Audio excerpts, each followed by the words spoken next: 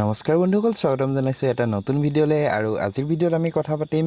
যে মনচুন যিটো ছিজন হয়, ৰেইনি ছিজনত আপোনালোকে কিদৰে ইনডোৰ প্লাণ্টখিনি কেয়াৰ কৰিব লাগে বা তাত আপোনালোকে এনেকুৱা কি কাম কৰিব লাগে যাতে আপোনালোকে ভিতৰত যিখিনি ইনডোৰ প্লাণ্ট ৰাখিছে, যিখিনি গ্ৰ'থ আপোনালোকে মানে দেখা নাই বা লেতেৰা হৈ গৈছে বা তাৰ মানে গ্ৰ'থটো আপোনালোকে দেখা নাই এইকেইদিনত, এতিয়া যিহেতু এতিয়া গ্ৰ'য়িং ছিজন চলি আছে, যদি এতিয়া আপোনাৰ প্লাণ্টটো গ্ৰ'থ কৰা নাই, ইনডোৰত আপুনি ৰাখি থৈছে, তেতিয়াহ'লে কেইটামান এনেকুৱা ইম্পৰ্টেণ্ট কাম হয়। আৰু যদি আপুনি ইনডোৰত ৰখা নাই, আউটডোৰত ৰাখিছে, তেতিয়াহ'লে বাকী চাৰিটা আপোনাৰ মষ্ট ইম্পৰ্টেণ্ট কাম হয়। প্ৰথম যিটো কাম হয় সেইটো হৈছে ইনডোৰৰ পৰা আউটডোৰলৈ উলিওৱা, আৰু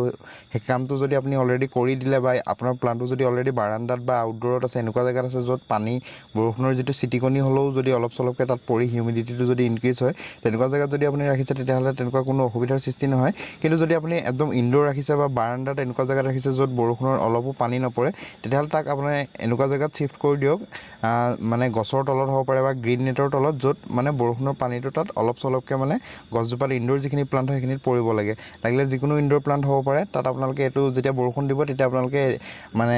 এমাহত এবাৰ দুবাৰ আপোনালোকে এই কামটো কৰিব পাৰে। জুলাইৰ পৰা ছেপ্টেম্বৰ মাহলৈকে আপোনালোকে প্ৰতিমাহে এবাৰ বা দুবাৰ আপোনালোকে বৰষুণত মানে যিটো গ্ৰীণ নেটৰ তলত বা গছৰ তলত আপোনালোকে ইনডোৰ প্লাণ্টখিনি ৰাখি দিব লাগে। কিন্তু এটা কথা মনত ৰাখিব যে যেতিয়া ৰ'দ দিব, তেতিয়া ডাইৰেক্ট যিটো ছানলাইট হয় সেইটো ইনডোৰ প্লাণ্টখিনিত পৰিব নালাগে, বা তাক আপোনালোকে ভিতৰলৈ তেতিয়া শ্বিফ্ট কৰিও ল'ব পাৰে, বা গছৰ তলত ৰাখিলে তেনেকুৱা কোনো প্ৰব্লেমৰ সৃষ্টি নহয়। চ' গাইজ, নেক্সট যিটো পইণ্ট হ'ল সেইটো হৈছে আপোনালোকে টাবৰ যিখিনি ছইল মিক্সাৰ হয় বা টাবৰ যিটো মানে হোল হয়, ড্ৰেইনেজ হোল হয়, সেইটো আপোনালোকে চেক কৰক যে ড্ৰেইনেজ হোলটো বন্ধ হৈ গৈছে নেকি। যদি বন্ধ হৈ গ'ল, কাৰণ বহুত দিনৰ পৰা যদি প্লাণ্টটো লাগি আছে টাবত, যদি তাক ৰুট বাউণ্ড হৈ গৈছে, তেতিয়াহ'লে আপোনালোকে তাত যদি ড্ৰেইনেজ হোল বন্ধ হৈ গৈছে আৰু তাত যদি টাবৰ যিটো ছাৰ্ফেচ হয় তাত বৰষুণৰ পানী ৰৈ গৈছে, বা আপুনি পানী যেতিয়া ৱাটাৰিং কৰে তেতিয়া যদি তাৰ টাবৰ ওপৰৰ পৰা পানীটো মানে ড্ৰেইন আউট হৈ যোৱা নাই, পানীখিনি ৰৈ গৈছে ওপৰত, তেতিয়াহ'লে আপোনালোকে তাৰ যিটো ছইল মিক্সাৰ হয় সেইটো আপোনালোকে চেঞ্জ কৰিব লাগে, মানে তাক ৰিপৰ্টিং কৰি দিব লাগে আৰু তাৰ ছইলটো চেঞ্জ কৰি দিব লাগে। প্লাছ তাৰ যিটো টাবৰ হোল হয়, হোলখিনি আপোনালোকে ভালদৰে উলিয়াই দিব লাগে, যাতে যিটো বৰষুণৰ পানী হয় সেইটো যেতিয়া পৰিব, সি মানে খুব সোনকালে ড্ৰেইন আউট যাতে হৈ যায়, টাবৰ পৰা যাতে আউট হৈ যায়। কাৰণ টাবত যদি সেই পানীখিনি ৰৈ থাকে, তেতিয়াহ'লে গছজোপাক মানে ডেমেজ কৰাৰ সম্ভাৱনা বাঢ়ি যায় বা ডেমেজ কৰি দিয়ে। চ' গাইছ, এইটো কথা আপোনালোকে একদম গুৰুত্ব দিব। চ' গাইছ, থাৰ্ড যিটো পইণ্ট হৈছে সেইটো হৈছে ফাৰ্টিলাইজাৰ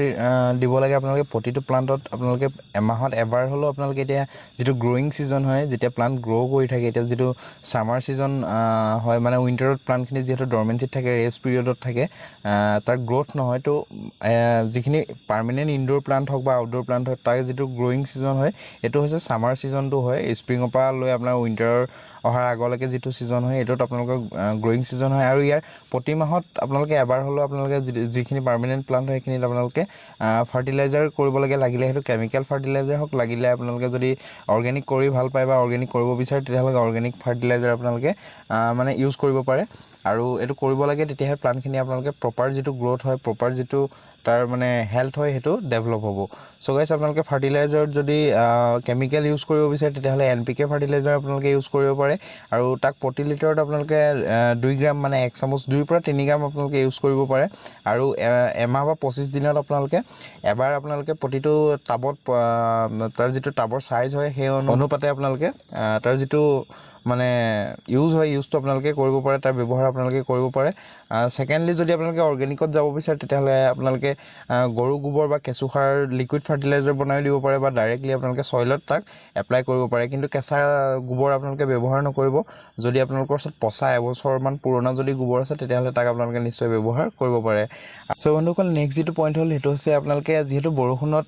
যিখিনি প্লাণ্ট উলিয়াই দিব আপোনালোকে, বা যিখিনি প্লাণ্ট অলৰেডি বৰষুণত আছে, লাগিলে সেইটো ইনডোৰ হ'ব পাৰে বা আউটডোৰ হ'ব পাৰে, যিহেতু বেমাৰ আজাৰ মানে ভেঁকুৰ আদি সমস্যাই দেখা দিয়ে, তো এই সমস্যাখিনিৰ পৰা আপোনালোকে গছজোপাক বচাবৰ কাৰণে আপোনালোকে প্ৰথমতে ভেঁকুৰনাশক মানে ফাংগিচাইড আপোনালোকে ইউজ কৰিব লাগিব। আৰু ফাংগিচাইডত আপোনালোকে যিখিনি ইনডোৰ প্লাণ্ট হয়, যদি আপোনালোকে ইনডোৰ প্লাণ্টত ফাংগিচাইড ইউজ কৰিব বিচাৰে,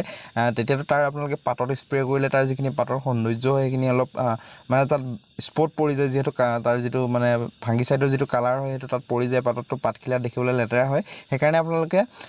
যিটো ছিষ্টেমিক যিটো ফাংগিচাইড হয় সেইটো আপোনালোকে ইউজ কৰিবলৈ চাব কাৰণ সিস্টেমিক ফাংগিসাইড আপোনালোকে যেতিয়া সইলত এপ্লাই কৰে তেতিয়া সি গছলেও মানে তাক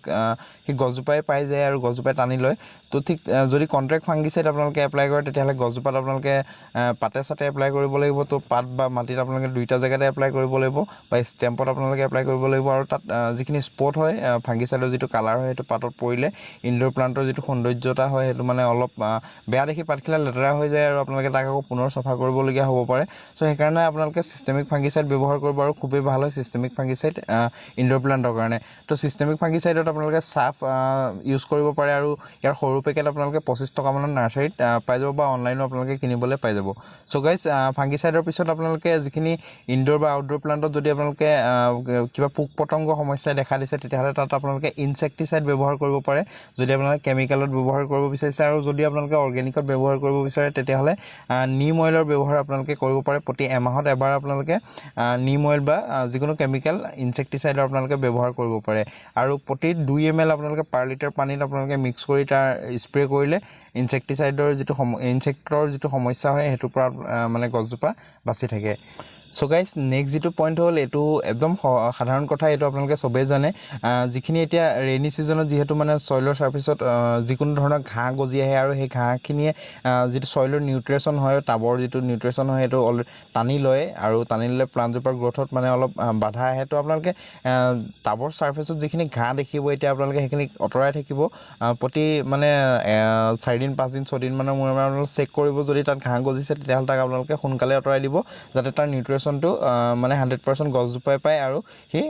প্ৰপাৰ ডেভেলপ হ'ব পাৰে সো গাইস যদি ভিডিওটো ভাল লাগিলে যদি ভিডিওটোৰ পৰা আপোনালোকৰ কিবা উপকাৰ হ'ব বুলি হৈছে যদি আপোনালোকৰ গাৰ্ডেনখনৰ কিবা উপকাৰ হ'ব বুলি হৈছে তেন্তে ডেফিনেটলি আপোনালোকে ভিডিওটো লাইক কৰিব কমেন্ট কৰিব যদি আপোনালোকৰ কিবা কোৱেশ্চন থাকি গৈছে বা যদি কিবা সাজেশন আছে তেন্তে কমেন্টত আপোনালোকে জনাব পাৰে আৰু চেনেলটো সাবস্ক্ৰাইব কৰি বেল আইকনটো অন কৰি ল'ব যাতে মই দিয়া নতুন ভিডিও আপোনালোকে সবতকৈ প্ৰথমতে চাবলৈ পাই যায় সো গাইস আজিলে বাই বাই